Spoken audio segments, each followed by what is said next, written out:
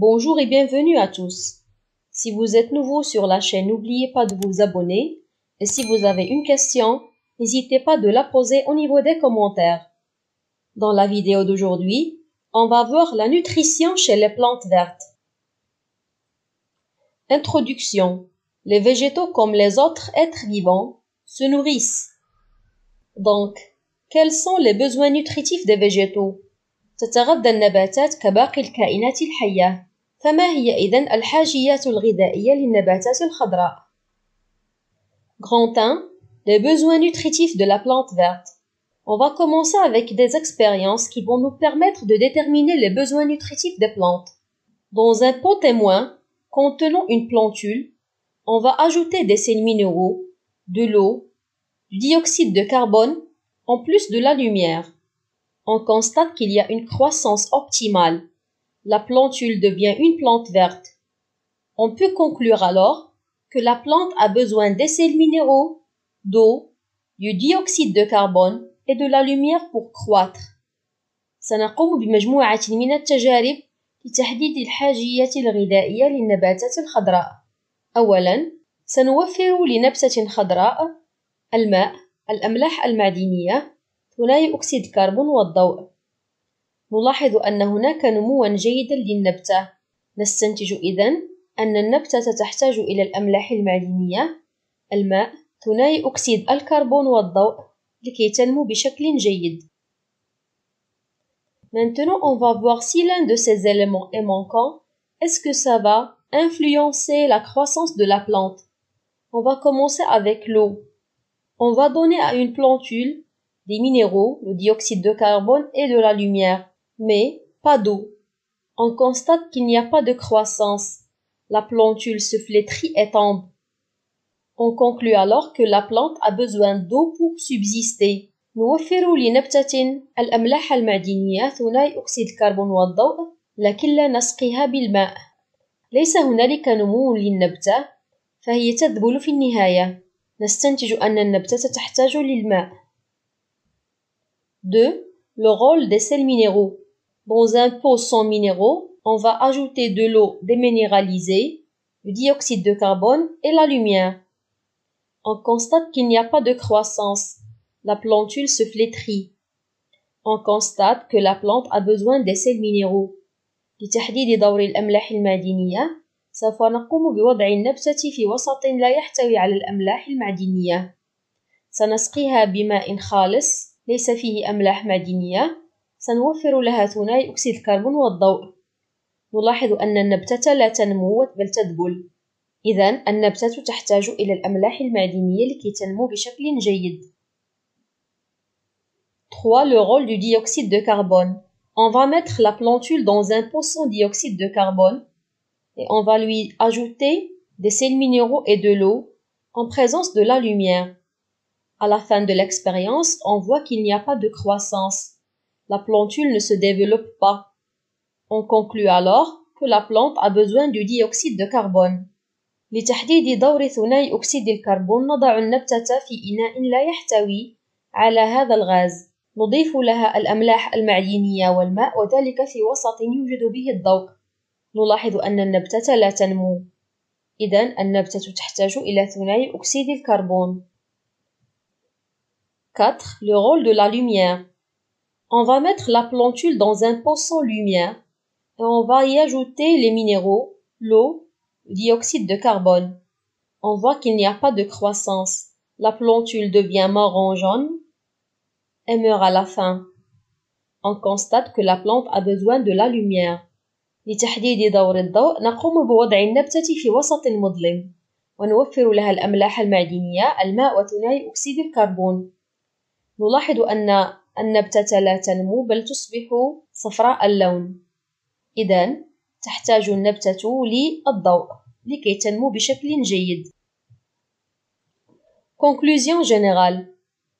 Pour leur croissance et leur développement, les plantes vertes ont besoin d'eau, de sels minéraux, de dioxyde de carbone et de lumière. لكي تنمو النباتات الخضراء بشكل جيد، فهي تحتاج إلى الماء، الأملاح المعدنية، ثاني أكسيد الكربون والضوء.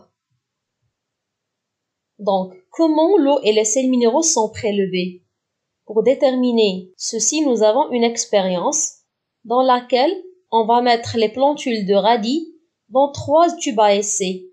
Dans le premier tube à essai, les racines de la plante sont mises au niveau de l'eau. Dans le deuxième tube, la plantule est mise dans un tube à essai contenant de l'huile. Dans le dernier tube à essai, on met les racines et plus précisément la partie poilue au niveau de l'eau. À la fin de l'expérience, dans le premier tube à essai, le végétal vit et se développe. Dans le deuxième tube à essai, le végétal meurt au bout de quelques jours. Dans le troisième tube à essai, le végétal vit et se développe. لتحديد كيف يتم امتصاص الماء والأملاح المعدنية من طرف النبتة، نقوم بإنجاز التجربة التالية.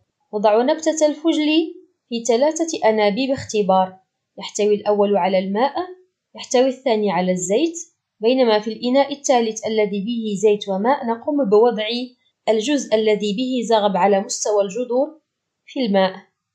نلاحظ أن في الإناء الأول هناك نمو جيد للنبتة، في الإناء الثاني تموت النبتة بعد بضعة أيام، بينما في الإناء الثالث تبقى النبتة حية.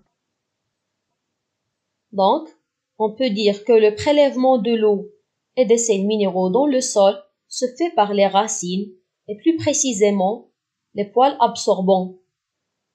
تمتص النبتة الماء والأملاح المعدنية من التربة بواسطة الجذور، وبالضبط المنطقة التي تحتوي على زغب، وهو يسمى زغب الامتصاص.